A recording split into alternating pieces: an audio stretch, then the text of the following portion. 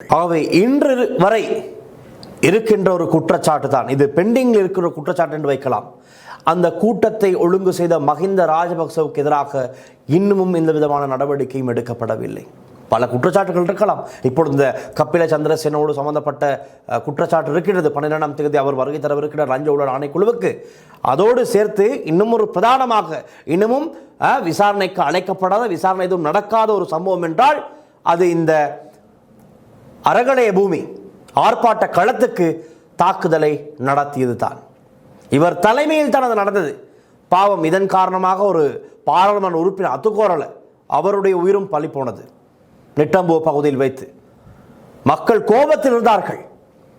Right, அதுக்கு முன்பதாக சொல்லியாக வேண்டும். இப்பொழுது இந்த ராஜபக்சனுடைய ஆதரவாளர்கள் கோட்டா குகமுக்கு வந்து இங்கு தாக்குதலை நடத்தி கொண்டு இருக்கும் போதே இந்த விஷயம் கொழும்பில் இருக்கின்ற ஏனையவர்களுக்கு செல்கின்றது. வருகிறார்கள்.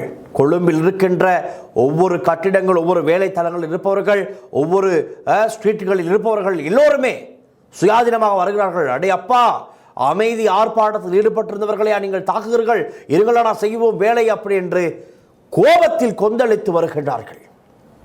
கோபத்தில். அப்பொழுதும் இராணுவம் அவர்களுக்கு தடையாக இருக்கிறார்கள்.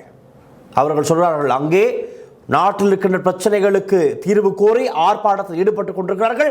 அவர்களை சம்பந்தமே இல்லாமல் இந்த ராஜபக்சவின் குண்டர்கள் ஆதரவாளர்கள் வந்து தாக்குகிறார்கள். நீங்கள் வேடிக்கை பார்த்துக் கொண்டிருக்கிறீர்கள், வெக்கம் இல்லையா என அன்று அங்கு திரண்ட பொதுமக்கள் கேள்வி கேட்க தொடங்கினார்கள். பதிலில்லை. பாதுகாப்பு தரப்பினருக்கு பதிலில்லை. விலகி இவர்களுக்கு இடம் கொடுத்தார்கள்.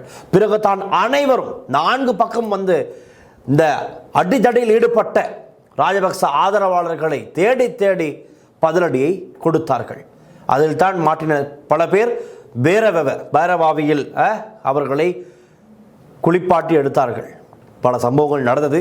அதெல்லாம் எங்களுக்கு ஒளிப்பதிவு செய்யக்கூடிய வாய்ப்புகள் இல்லை. காரணம், அங்கு இருந்தவர்கள் சொல்லிவிட்டார்கள், இங்கு இருப்பதென்றால் இருங்கள், ஒளிப்பதிவு செய்வதை தவிர்த்து கொள்ளுங்கள்.